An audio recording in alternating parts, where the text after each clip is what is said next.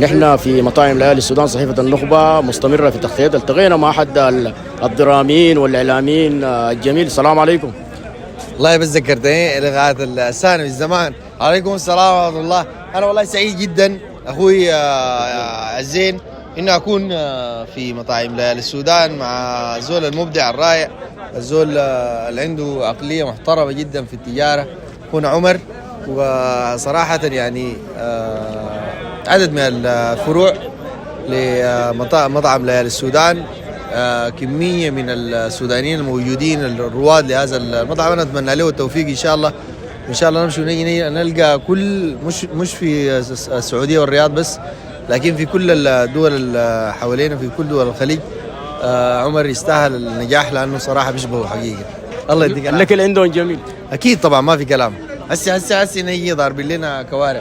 يا سلام عليك. كل الحب. صحيفة النخبة الإلكترونية مستمرون، تابعونا. من تغطيات صحيفة النخبة الإلكترونية، احنا اليوم في أحد المطاعم السودانية، رمزي من رموز السودان، مطاعم ليالي السودان. اليوم التقينا بأحد الإعلاميين الجميلين في مطاعم ليالي السودان. السلام عليكم. وعليكم السلام ورحمة الله تعالى وبركاته. مرحبا بالنخبة وبكل متابعين النخبة. احنا سعيدين بك الأب الجميل الروحي لصحيفة النخبة، عمنا عمر المونة.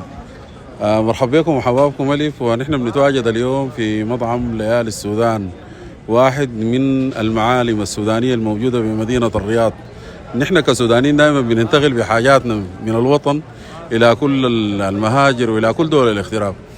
ليالي السودان واحد من المطاعم السودانية العريقة جدا، واللي بتقدم الأكلات السودانية الشعبية بطريقة جميلة وبطريقة راقية ترتقي إلى قيمة الفرد والإنسان السوداني في كل مكان. عندهم فروع جديدة، عندهم فرع في حي طويق، عندهم فرع في المدينة المنورة. والله طبعا دي من الأشياء المميزة والجميلة، إنه الفرع بهذه الجودة ينتقل إلى أكثر من مكان.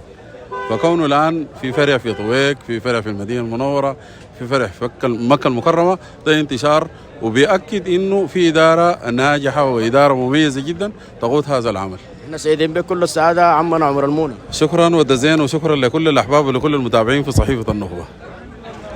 شكرا. كنا مع أحد الإعلاميين الجميلين من مطاعم ليالي السودان، صحيفة النخبة الإلكترونية مستمرون، تابعونا.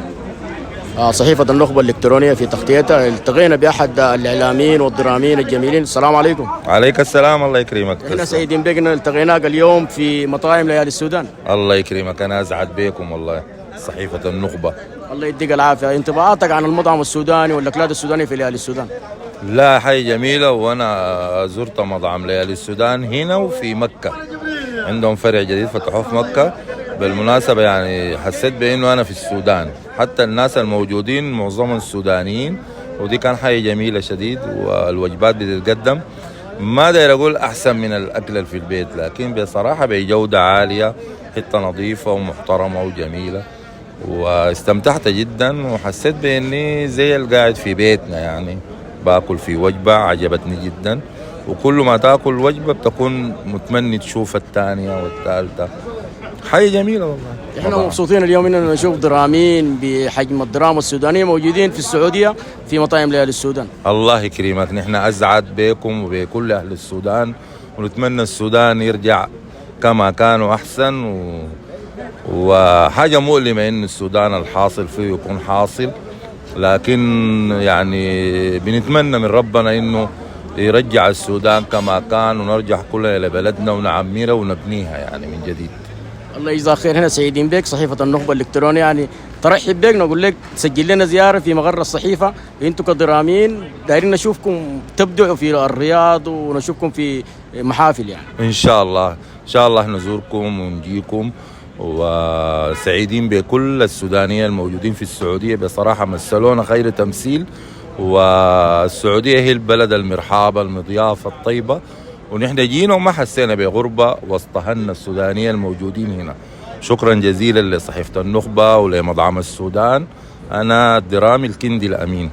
احنا سعيدين بك الكندي الأمين يعني. شكرا لك. الله يخليك. الله يجزاك خير. كل السعادة. تسلم. الله يديك العافية. كنا مع أحد الدراميين الجميلين، صحيفة النخبة الإلكترونية مستمرون، تابعونا.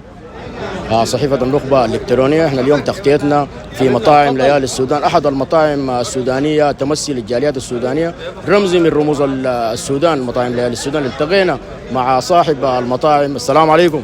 عليكم السلام ورحمة الله تعالى وبركاته. مرحبا بصحيفة النخبة الإلكترونية، شرفتونا ونورتوا مطاعم لآل السودان، ولنا عظيم الشرف بطلتكم الجميلة. احنا سعيدين بك الاخ الجميل عمر المندوب. يعني المطاعم لآل السودان مطاعم جميله جدا جدا. انا غايت لما نكون حضور في المطاعم بحس بنفسي انا زي في السودان. نحن والله الأسعد بوجودك. مطاعم لآل السودان عبارة عن منزل لكل مغترب على مستوى المملكة العربية السعودية. قبل ما نبدا معك اخونا عمر المندوب، نبارك لك الفروع الجديده، فرعك الجديد في حيطويق. الله يبارك فيك، ربنا إن شاء الله يجعل لنا التوفيق جميعا. يعني ليالي السودان ماشيه في الطريق الصحيح، فرع في مكه في المدينه المنوره، فرع في الرياض شارع الغبير العام، فرع جديد في طريق. ما قصه النجاح؟ النجاح في الأول توفيق من رب العالمين ودعوات الجميع، وقفتكم انتم معانا ووقفة الجميع معانا، وفي الأول والأخير كله توفيق من رب العالمين.